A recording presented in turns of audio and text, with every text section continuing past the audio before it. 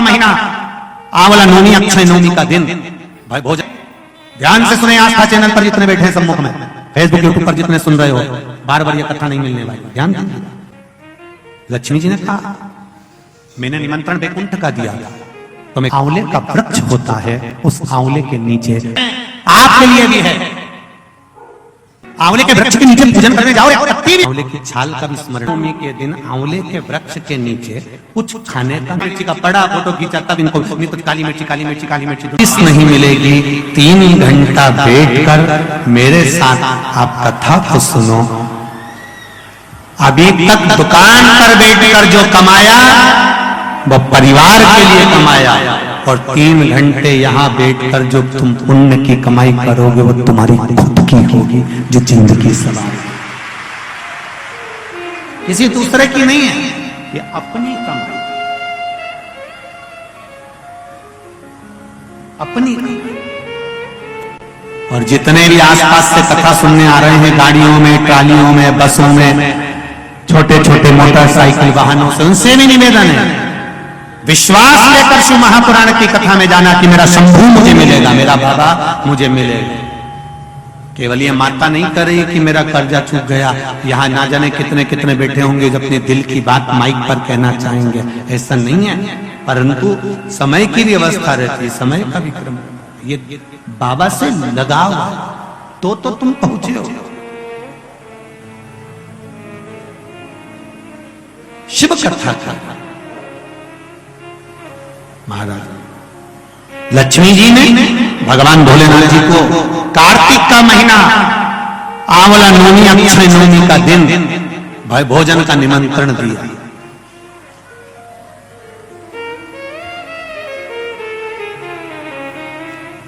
अब शब्द सुनिएगा जरा शिव महापुराण का, कितना सुंदर संवाद है।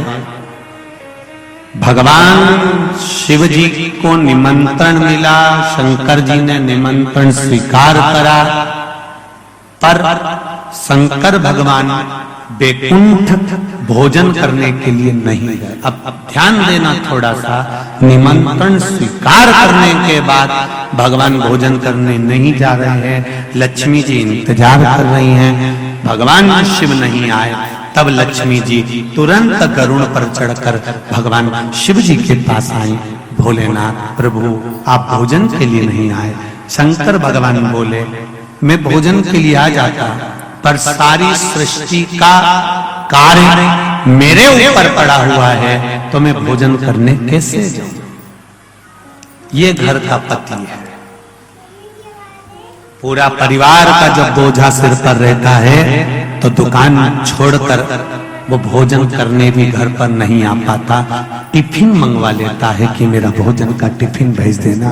अभी दीपावली का थोड़ा सा व्यापार चल रहा है, शादी का सीजन चल रहा है, मेरा भोजन भेज दो। तो लक्ष्मी जी ने कहा, ध्यान से सुने, आस्था चैनल पर जितने बैठे हैं सम्मुख में, फेसबुक यूट्यूब पर जितने सुन रहे हो, बार बार ये कथा नहीं मिलने वाली, ध्यान दीजिए।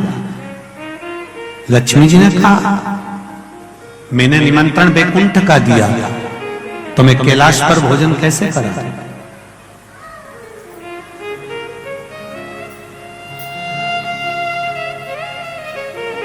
निमंत्रण वैकुंठ का है, तो फिर मैं कैलाश पर भोजन कैसे कराऊं? कैलाश पर भोजन कैसे कराया जाए? शंकर भगवान ने उसी समय पर ब्रह्मदेव को बुलाया और ब्रह्मा जी को बुलाकर कहा, ब्रह्मदेव आपकी लेखनी में बताया जाए, आपकी लेखनी में, आपके पुराणों में, आपके वेदों में, आपके शास्त्रों में बताया जाए कि अगर जीव वैकुंठ तक नहीं जा सकता तो वैकुंठ पृथ्वी पर कैसे आ सकता है? ब्रह्मदेव ने कहा जिस जगह पर आंवले का वृक्ष होता है उस आंवले के नीचे वैकुंठ का निवास होता है, इसलिए भोजन आंवले के वृक्ष के नीचे करना।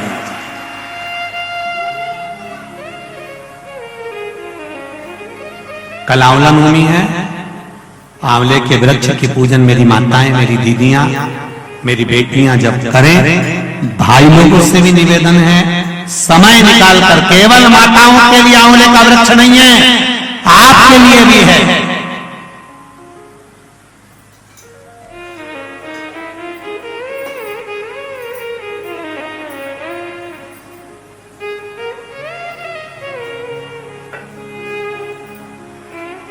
और मेरी माताओं से निवेदन, आंवले के वृक्ष के नीचे पूजन करने जाओ, पत्ती भी अगर पड़ी हुई है तो उसको भी थोड़ा सा उठा कर लिया ना।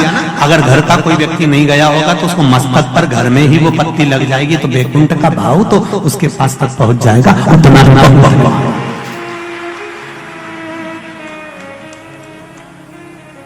हमने मारवाड़ में देखा है कि आंवले के वृक्ष की पूजन करते समय माताएं आंवले की छाल का भी स्मरण करती है। अपनी चीटी उंगली अंगुष्ठ से मारवाड़ी माताएं उसको भी अपने पल्लू में लेकर आती है, दीप प्रज्वलन करती है, उसको अलमारी में लाल वस्त्र के अंतर्गत तिजोरी में रखती है। क्यों? क्योंकि वो बैकुंठ का एक हिस्सा, बैकुंठ का एक भाव।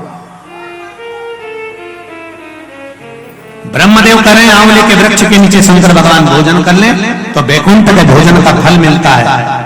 बैकुंठ के भोजन का फल, हाँ, लक्ष्मी जी ने उसी समय पर आंवले के वृक्ष के नीचे भोजन की व्यवस्था करी। शंकर भगवान भोजन करने के लिए बैठे, जैसे ही माता लक्ष्मी ने भोजन लगाया है, शंकर भगवान ने एक ग्रास भोजन को लिया, पाया और उठकर शंकर भगवान चले गए। थोड़ी देर बाद वापिस लौट कर आ गए, बैठ गए।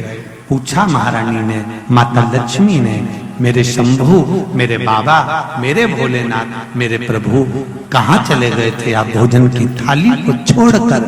तब शिव जी कहते हैं कोई 4 संत भूखे रह गए थे, उनको भोजन कराने चला गया था। लक्ष्मी जी ने कहा, आप सृष्टि के सही संचालन कर रहे हो, मैं जान गई आपको कि आप सृष्टि के सही संचालन करता हो। एक मन की अभिलाषा है, अगर आप पूरी कर दें तो, एक मन की अभिलाषा है, आप अगर पूरी कर दे तो। शिव जी ने पूछा, क्या? मेरा मन है, आप अगर ब्रह्म मुहूर्त में सुबह का समय भोजन ग्रहण कर रहे हैं तो शाम का भोजन भी मेरे ही इस बैकुंठ में श्रवण भोजन ग्रहण करें। शिव जी ने कहा, शाम को तो मैं पार्वती के साथ भ्रमण पर निकलता हूं, पर दोपहर के समय पर मैं आपके यहाँ भोजन करने फिर आऊंगा। अब की बार लक्ष्मी जी ने भोजन कराने बैठने से पहले माता लक्ष्मी ने 5 चींटियों को एक डब्बी में भरकर बंद कर दिया।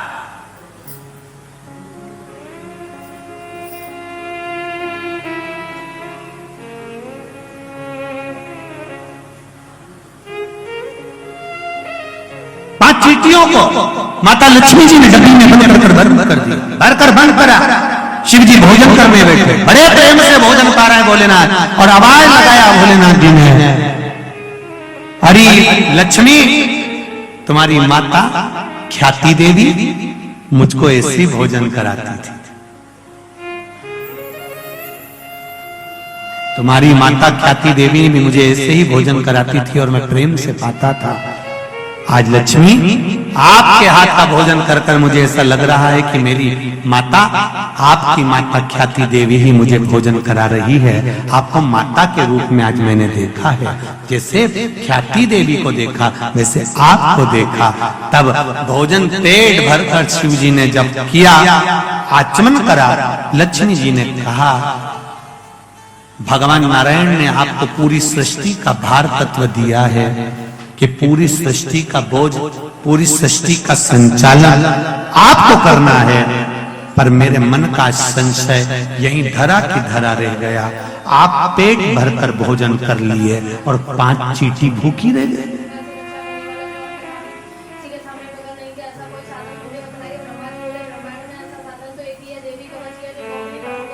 5 चींटियां भूखी है। शिव जी मुस्कुराकर बोले, अरियो लक्ष्मी, कौन कहता है कि 5 चींटी भूखी? कहाँ है चींटियां? लक्ष्मी जी कहती है, डब्बी में मैंने चींटी बंद कर रखी। 5 चींटियां भूखी है और आपने भोजन किया। जब भगवान विष्णु ने अपनी सृष्टि का भार आपको दिया था तो बिना उनको भोजन कराया आपने भोजन कैसे कर लिया? देवरी देव महादेव। शंकर भगवान कहते हैं, लक्ष्मी, किसी पर आक्षेप लगाने से पहले, उंगली उठाने से पहले ये 3 उंगलियां अपनी ओर जाती हैं कि अपने अंदर झांक कर देखो कि तुम कैसे हो। पहले विचार करो, फिर उंगली उठाओ। लक्ष्मी जी, पहले डिब्बी में जो चींटियां हैं उनसे पूछो उनने भोजन किया कि नहीं किया। मैंने तो सुबह से चींटियों को बंद कर रखा है, भोजन कहां से कर लेंगे। डब्बी खोली, चींटी के मुख में चावल का छोटा सा भाग फंसा हुआ था। लक्ष्मी जी की आंख से जल बहने लगा। भोलेनाथ, इनके मुख में चावल कहां से आ गया। शिव जी ने कहा, लक्ष्मी, तू जब चींटियों को बंद कर रही थी ना, तो तुझे के चरण को धोख लगाया था कि मेरे साथ परीक्षा में तुम शामिल हो जाओ, मेरे साथ थोड़ी देर के लिए तुम डब्बी में बंद हो जाओ। माना तुमको कष्ट होगा, इसलिए मैं सिर झुकाकर तुमको नम्र करती हूँ, क्षमा मांगती हूँ। जब तू क्षमा मांग रही थी, तेरे कुंकू में जो चावल फंसा था, क्षमा मांगते समय डब्बी में गिर गया था। वो चावल चींटियों ने ग्रहण करा। वो चावल चींटियों ने ग्रहण किया।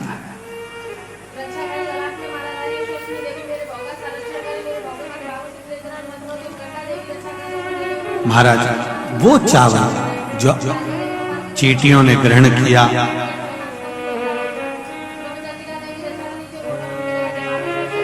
बस चींटियों का भोजन पहले हुआ है। लक्ष्मी जी की आंख से जल बह रहा है और रो रही है।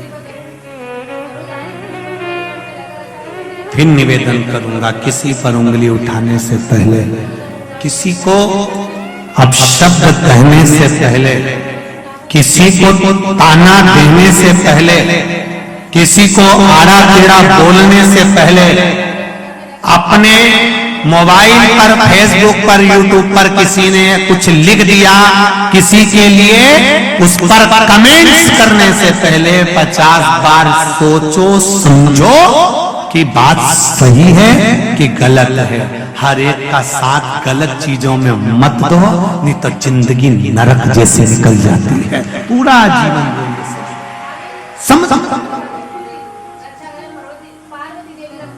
उसको समझना पड़ता है।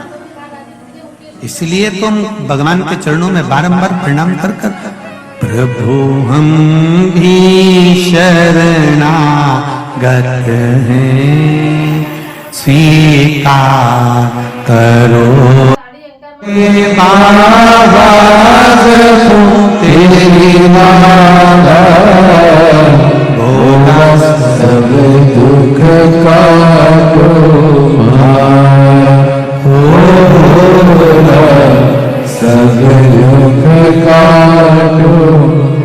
भगवान शिव से प्रार्थना करी है लक्ष्मी जी ने कि मुझसे गलती हो गई बाबा, क्षमा चाहती हूँ, मैंने थोड़ा सा गलत सोच लिया, विचार कर लिया, आप क्षमा करें मुझको।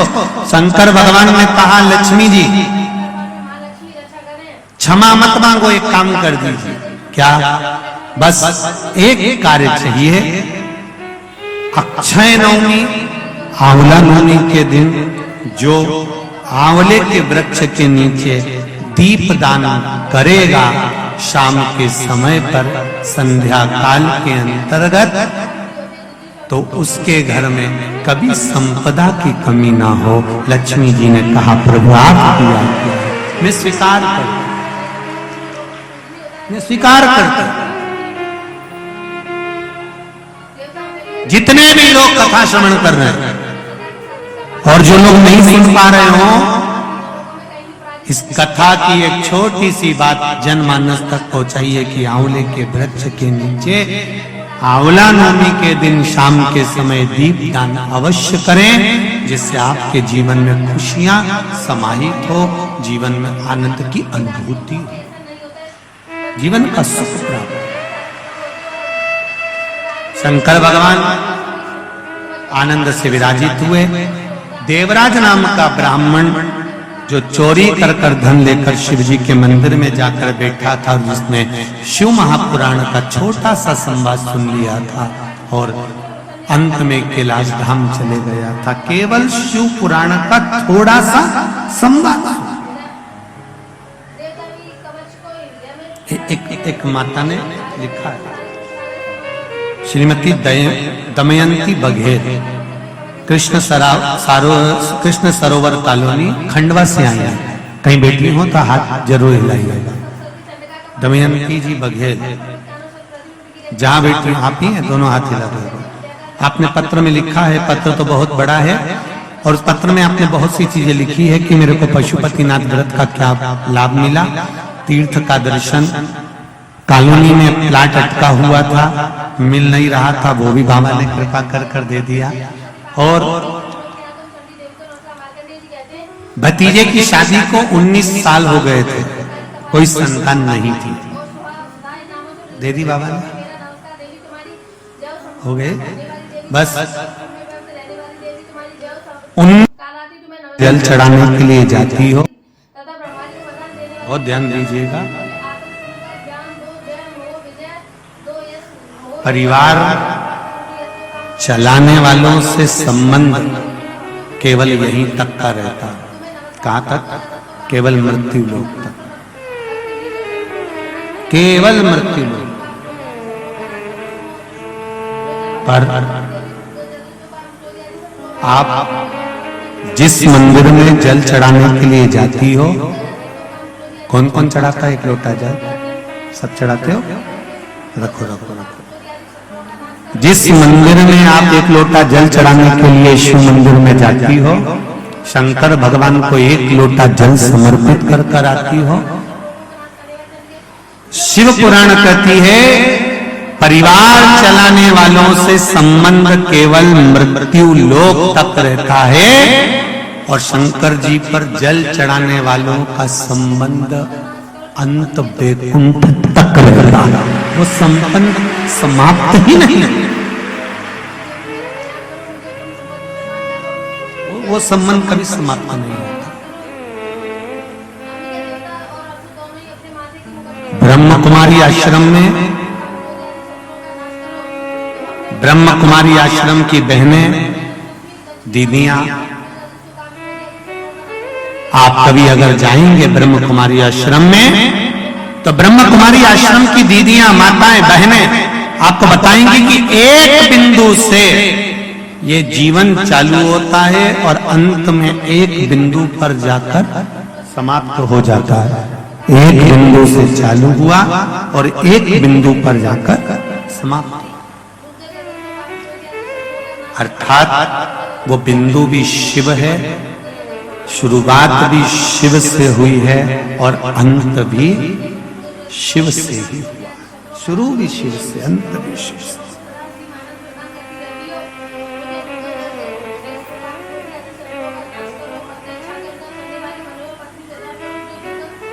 कितना सुंदर कहा है।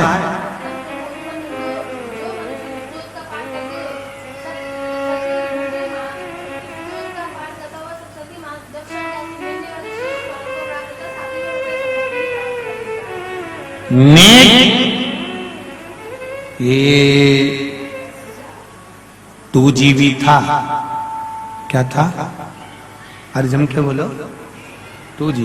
अब धीरे धीरे 3, फिर अब कौन सा हो गया? 5। नेट फास्ट होता चले जा रहा है, आदमी स्लो होता चले जा रहा है।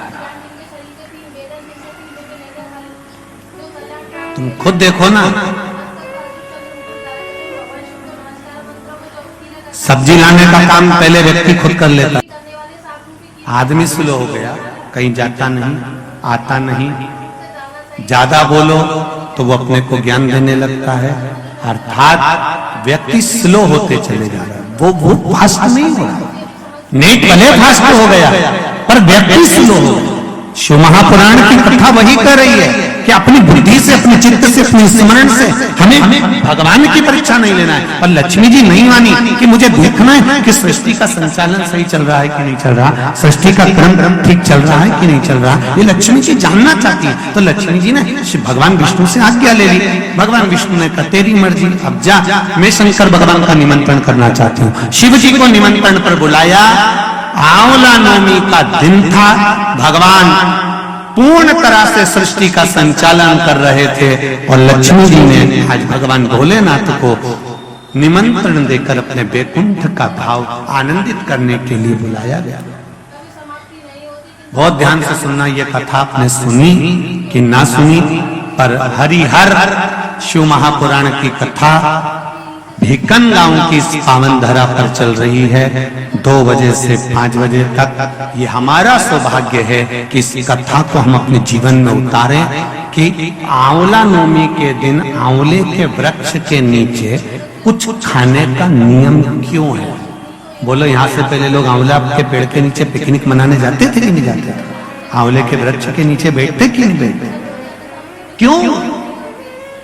कोई तुमसे पूछे, कल के बच्चे तुमसे प्रश्न कर लेंगे, मम्मी ये आंवले के वृक्ष के नीचे क्यों पूजन करती हो, आंवले के वृक्ष के नीचे क्यों जाती हो, आंवले के वृक्ष के नीचे पिकनिक मनाने क्यों जाना चाहिए, आंवले के वृक्ष के नीचे कुछ क्यों खाना चाहिए, आंवले के नीचे बैठकर दीप क्यों जलाना चाहिए। आज के बच्चे, जो विज्ञान का युग है, इस विज्ञान के युग के बच्चों को विज्ञान के साथ जोड़कर बताना पड़ेगा आपको कि आंवले के वृक्ष की महत्वता क्या है।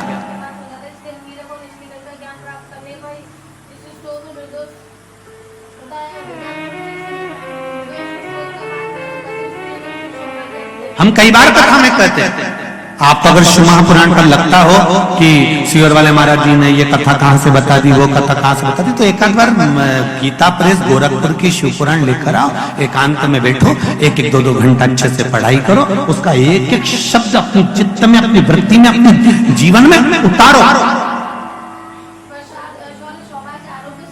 एक शब्द उतारो। पहले लोग नहीं जानते थे, लोगों ने बहुत कहा श्री शिवाय नमस्तुभ्यम कहां से आ गया, कोई ने नया मंत्र बना लिया, किसी ने नया मंत्र दे दिया। फिर लोगों ने शिव पुराण पढ़ी, विद्येश्वर संहिता पढ़ी, उसमें से निकाला, फोटो खींचा, लोगों के समझ में हाँ इसमें है।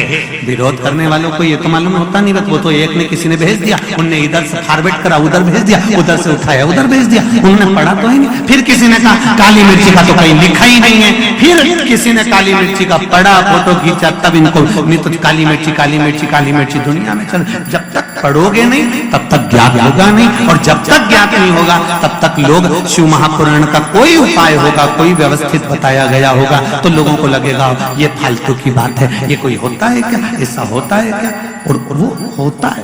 ये पत्र, ये बच्चे का फोटो भी लगाया और ये पत्र भी लगाया। ये कोई श्रीमती ज्योति गजराज सोलंकी लोहेरा खुर्द खलघाट से आई हैं, कहीं बैठी हो तो हाथ हिलाइएगा, आप दोनों ही हैं। श्री शिवाय नमस्तुभ्यम। श्री शिवाय नमस्तुभ्यम। स्वागत है आप सभी का आपके अपने चैनल में। यदि ये वीडियो अच्छी लगी तो इसे लाइक करें, चैनल को सब्सक्राइब करें, कमेंट बॉक्स में हर हर महादेव या श्री शिवाय नमस्तुभ्यम अवश्य लिखें। आज की कथा में गुरुजी ने जो कथा बताई है वो कार्तिक महीने की कथा है। कार्तिक महीने में जो आंवला नवमी आती है वो बहुत बड़ा दिन होता है। उस दिन आंवले के वृक्ष की पूजा होती है प्रदोष काल में। पूजा किस तरीके से करना वो गुरुजी ने बताया है, और कनक धारा स्तोत्र का हमें आंवले के वृक्ष के नीचे दिया प्रज्वलित करके पाठ करना है। और जितना हो सकता है आंवले के वृक्ष के नीचे आप उस दिन कुछ ना कुछ खा सकते हैं, अपना भोजन खा सकते हैं, सात्विक भोजन खा सकते हैं। तो यह है आंवला नवमी की महत्वता, और कथा भी बताई है आंवला नवमी की माता लक्ष्मी जी की और शिव भगवान की। 3 चींटियों वाली कथा और 1 चावल के दाने की कथा। और आप आंवला नवमी वाले दिन अपनी चींटी उंगली से आंवले की छाल को निकालकर लाल कपड़े में रखकर अलमारी में भी रख सकते हैं, वह भी बहुत अच्छा होता है। तो आप वीडियो को लाइक जरूर करें, चैनल को सब्सक्राइब करें, कमेंट बॉक्स में हर हर महादेव या जय श्री महाकाल या श्री शिवाय नमस्तुभ्यम अवश्य लिखें।